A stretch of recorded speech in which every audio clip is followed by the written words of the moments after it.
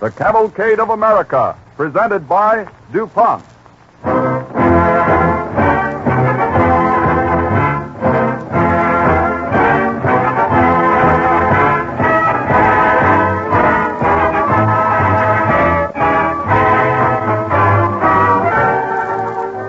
This evening, the Cavalcade of America brings you the story of a woman who went down into darkness that she might bring another into light.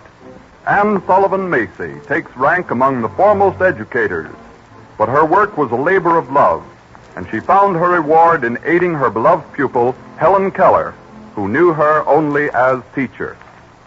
Many people who find the brief stories of chemistry on these broadcasts interesting and instructive have asked for more information about these achievements of science. To satisfy this demand, DuPont has prepared a 32-page booklet illustrated in color called Chemistry and You. You can obtain a copy free of charge by writing Radio Section, DuPont, Wilmington, Delaware. If you haven't done so already, be sure to send for this fascinating booklet on how chemical research works to provide, as DuPont expresses it, better things for better living through chemistry.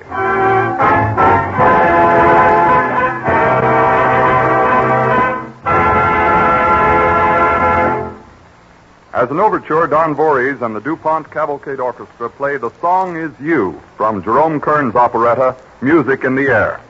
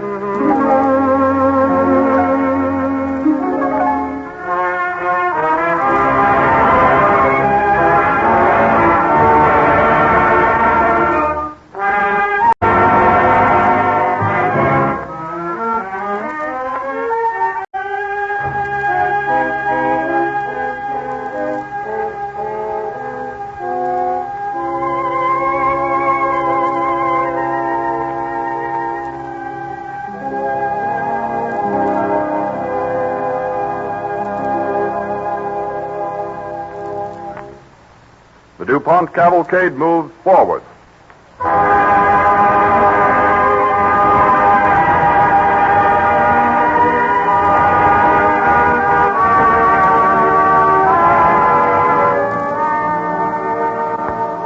On April 14th, 1866, Anne Sullivan's life had its beginning in darkness and poverty.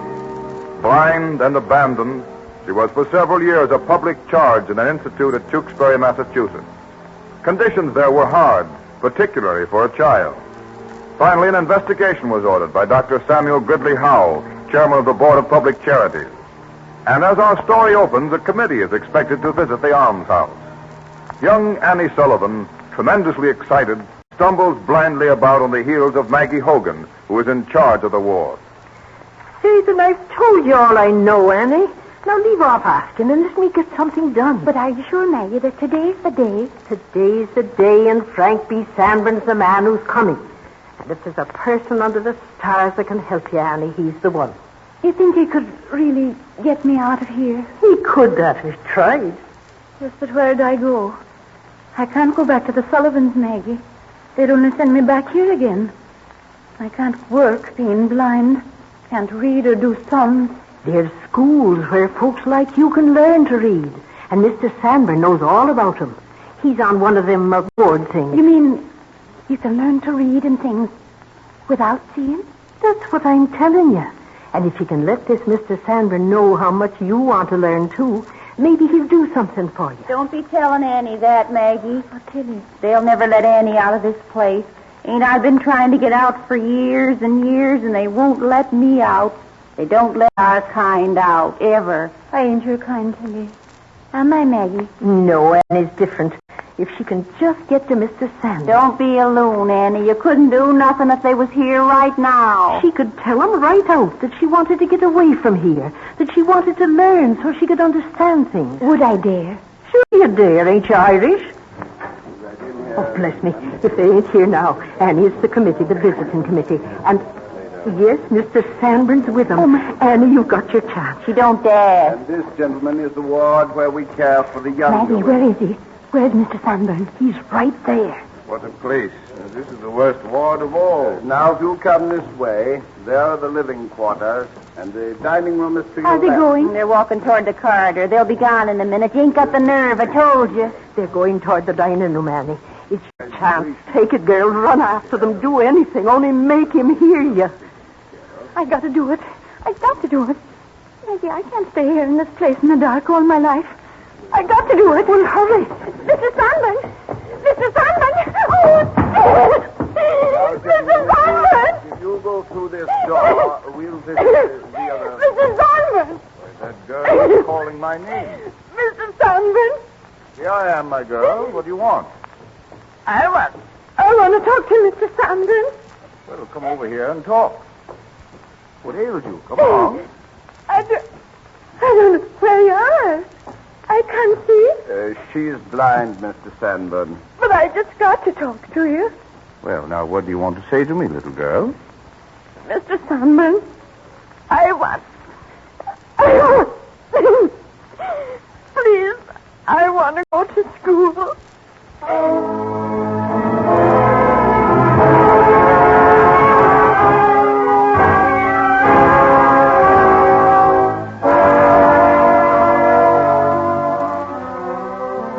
And so on October 7th, 1880, Anne Sullivan left the Tewksbury Almshouse and entered Perkins Institution for the Blind.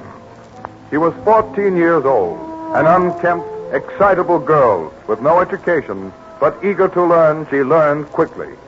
Graduating as valedictorian of her class, after an operation which partially restored her sight, we find Anne on the day following commencement exercises talking with Mrs. Sophia Hopkins, a matron at Perkins Institution, who has been her friend and benefactress. There must be something for me to do now that I can see a little. That's going to be the great difficulty, Anne. You must be more careful. You can't strain your eyes or you will be blind again. I should think... Oh, I know, but there's so much to see, to read, and to learn. I forget about my eyes. Yes, but the doctor said... Please, I will try to be careful. Well, what would you like to do most, Anne? Teach. Teach some little child who can't see or hear. A child like Laura Bridgman was. Oh, that would be a wonderful thing to do. To take a mind that was all blackness, shut off from the whole world, and let in the light. It would be very difficult. And there aren't any Laura Bridgmans. I suppose not. But I do want to go on studying if I can. Seems to me I can never learn enough. Self-culture is a benefit, not only to the individual, but also to mankind. Remember that? You're quoting my own graduation speech right back at me. And don't forget the next line. And everyone who improves himself is aiding the progress of society. And everyone who stands still is holding it back. Well, Anne, you're not one who will ever hold it back.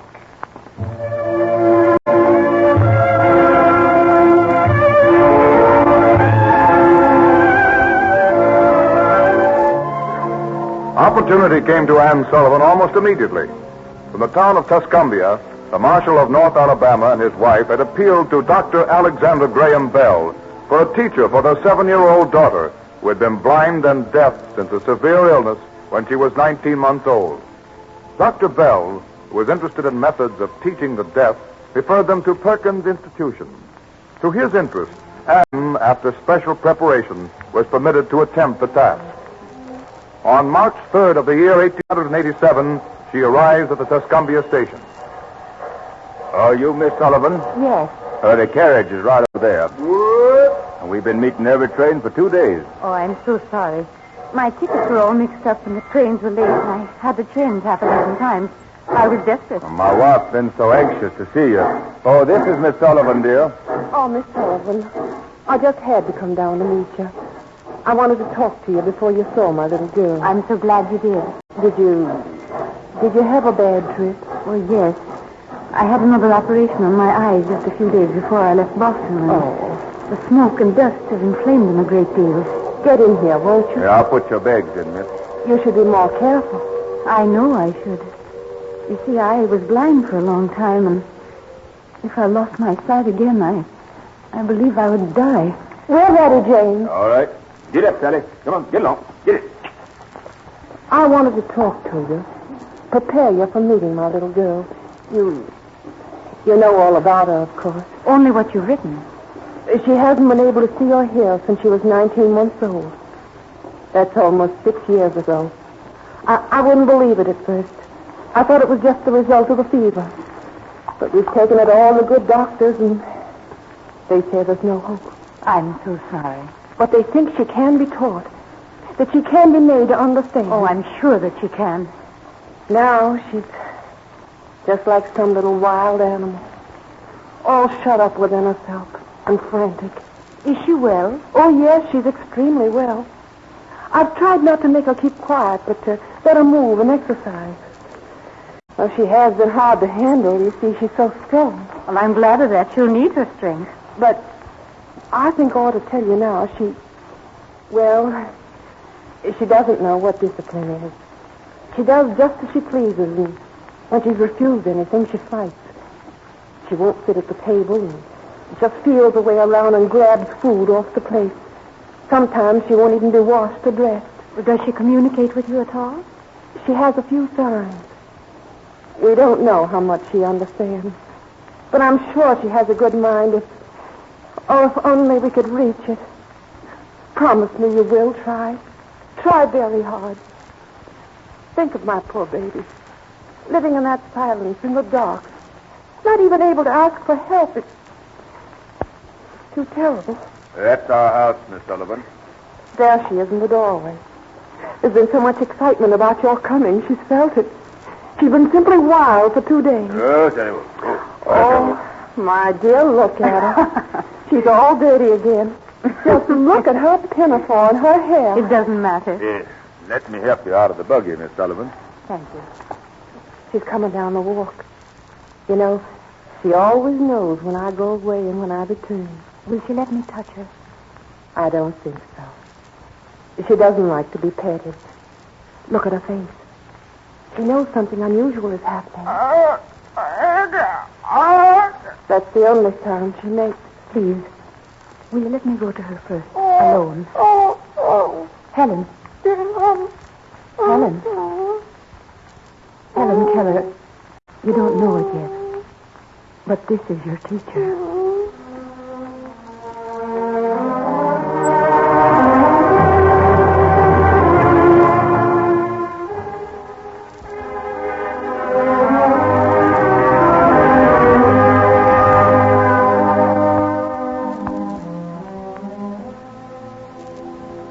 which was to absorb Anne Sullivan for the rest of her life began immediately. At first, it was a struggle in which she seemed to be defeated. But she continued to spell into Helen's hands, and gradually, as the object, coupled with the word, was presented again and again, Helen began to grasp the significance.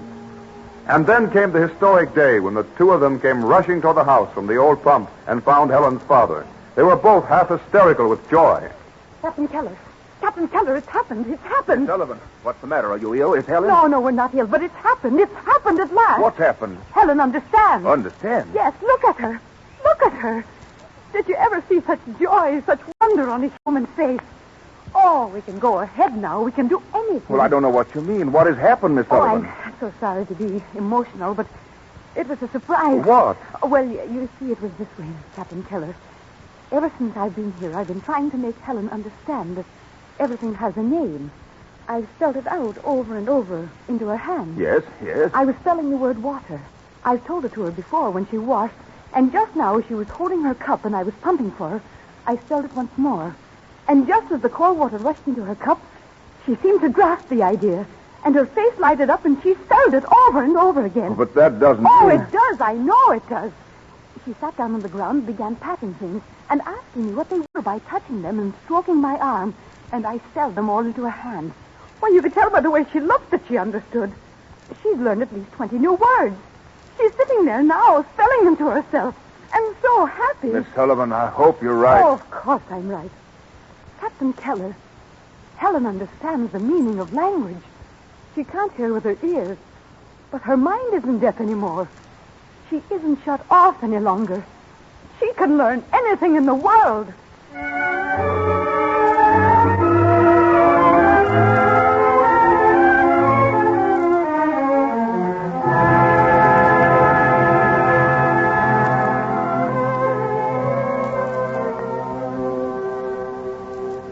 Into Helen Keller's hands, Anne Sullivan's fingers began immediately to speak, so that she learned almost as a hearing child might.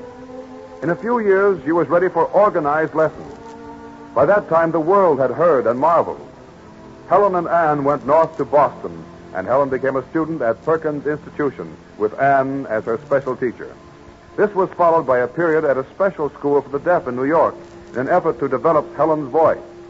In 1900, we find Anne with Dr. Alexander Graham Bell, who had become deeply interested in them.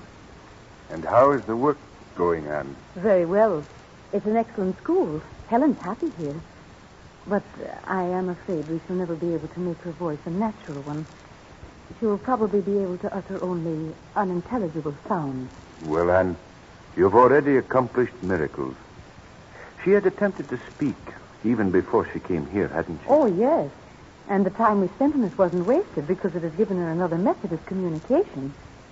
You see, if she puts her thumb on your throat, her forefinger on your lips, and her middle finger on your nose, she can understand what you're saying. It's very valuable when she wants to communicate with someone who doesn't know the manual alphabet. You're doing a wonderful piece of work, Anne. Oh, Dr. Bell, I'm not. That's what worries me. I love Helen so much. It seems that I can't be separated from her, but she's getting beyond me. Beyond you? Yes. Well, she needs to go on and on. With my limited education, I'm afraid I'm not the person to work with her. Well, that's nonsense. She couldn't go on without you. Anne, you should write a paper on the subject and take the credit that belongs to you. Oh, I haven't time to be academic. Tell me, Anne, what are these great plans which Helen is hatching now? Dr. Bell, Helen wants to go to Harvard. Harvard? Oh, but that's impossible. Only men can go there. I know, but failing that, she set her heart on Radcliffe. Well, it's a new idea, but I don't see why not. Well, of course, she isn't properly prepared. Her education has been good, but it hasn't been aimed at all at college entrance requirements. Well, that could be remedied. You too believe she should do it? I think Helen should set her own limitations, not have them set for her. She has a fine mind, ambition, courage, and you. But, Anne, It'll be a great strain on you. Oh, I don't mind that. It'll mean almost endless research and study for you. Will your eyes stand it? They'll have to stand anything for Helen. Well, if we selected a special school and you were willing to bear the burden... Oh, it's no burden. I want her to do it. You can't imagine how much I want it. It's only that I must be sure that I'm the one to help her. There can be no question about that. Then I'll start investigating preparatory schools tomorrow. Helen is so eager to get started. And you? Well, I'm wild to get started, too. It's a daring plan, but... Well, you've convinced me I have all I need to take us through. Your love for Helen. Yes, my love for Helen. And your faith in me.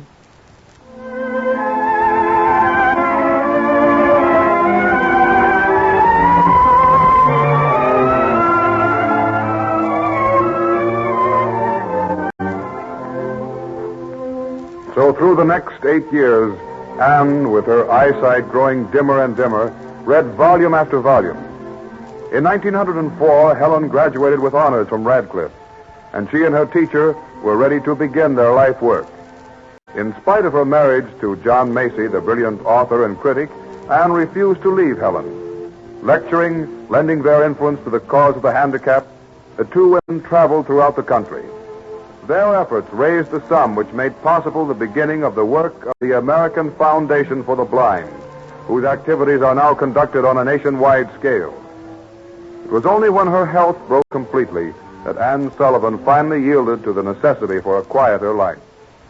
One evening, following a lecture in San Francisco, she finds herself unable to face the visitors who were announced by their companion, Polly Thompson, in their dressing room. Polly, please ask them to leave. I simply cannot see anyone tonight. But they're asking for you. Well, they want to see Helen. You'll have to talk to them. I can't. Oh, you're tired, Anne. Too tired. This trip's too much for you. You must be more careful. How can I be more careful? I've tried not to keep Helen dependent on me. I've turned everything I could over to the others. I know. You've been wonderful. But you're not well, Anne. And I'm worried about your eyes. Yes, I'm worried about my eyes, too. Oh, we should take you back home. Anne, you don't like to lecture, really, do you? Well, no. Yet you always tell the story of Helen Keller as though you were relating it for the first time. You could tell it just as well. And I'm afraid you'll soon have to. Oh, I couldn't. You never take credit for anything. It's not only the way you tell the story, it's the way you speak of education, your theories of teaching. Who do you think was in the audience tonight? Oh, I couldn't guess. Dr. Montessori, the great Italian educator. Montessori? Yes. She's in the other room now with some friends. She wants to see you, Anne. Now may I open the door? Oh, yes, yes. Do come in. Miss Sullivan, Yes, Dr. Montessori. I am proud to greet you. You are a great teacher, Miss Sullivan. The educators make tribute to me, call me a pioneer. I have but followed in your steps. It is you. You are the pioneer.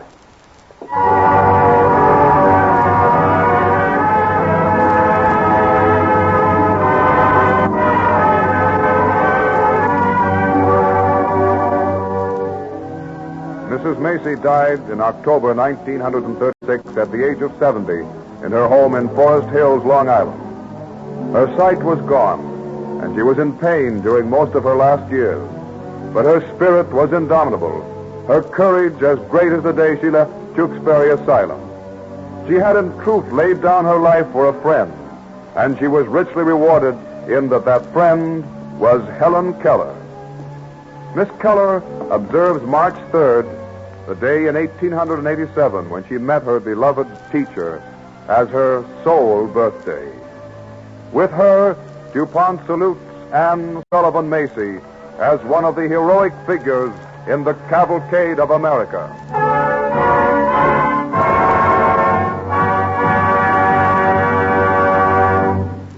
This evening we are honored at this broadcast by the presence of Miss Helen Keller herself, together with her devoted friend and companion, Miss Polly Thompson, the woman who has taken Anne Sullivan Macy's place at Helen Keller's side. Miss Keller has been following this broadcast with Miss Thompson's assistance. It is a pleasure first to introduce Miss Polly Thompson. I am deeply moved by this dramatic broadcast. It encourages me to feel that Anne Sullivan Macy's beacon shines upon my efforts to make the American Foundation for the Blind a tower of strength to her sightless fellows in this country. And now it is my privilege to present Miss Helen Keller. This noble gift to Mary, guardian angel, should warm other hearts to helpfulness. That would be her true memorial. Thank you, Miss Keller. We're gratified that you feel this story of your teacher has been a memorial. Your inspiring life work is one of the noblest in our times. We are privileged to have had you as our guest on the Cavalcade of America.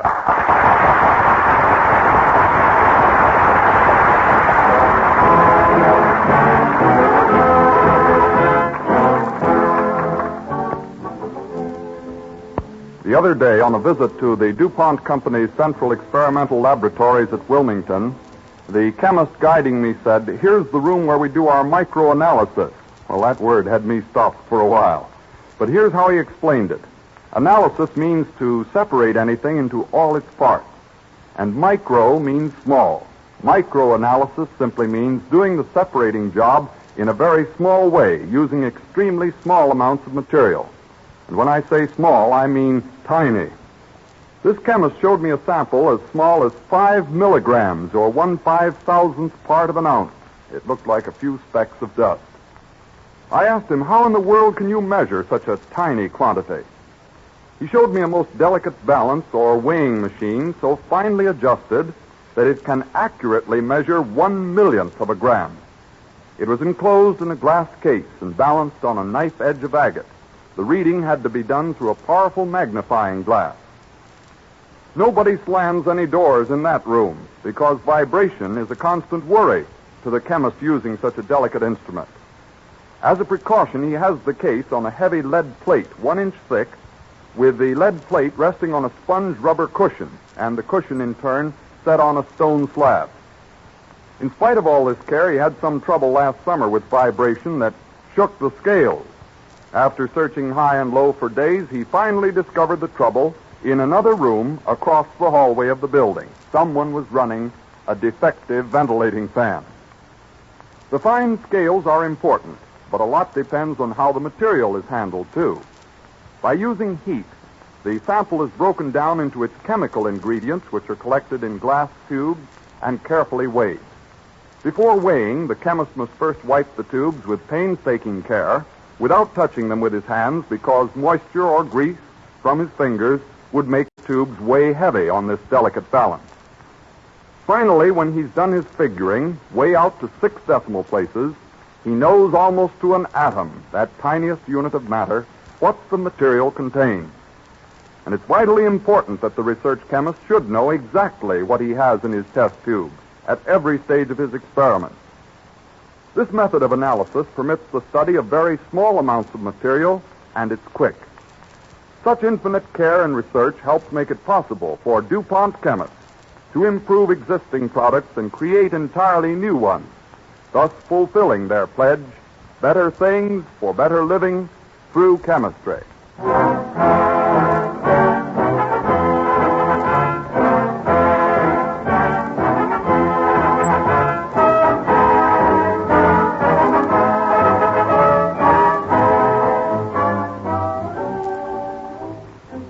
The story of America's great frontier scout, William F. Cody, famed in the annals of our nation's history as Buffalo Bill, will be the subject of our broadcast when next week at the same time, DuPont again presents the Cavalcade of America.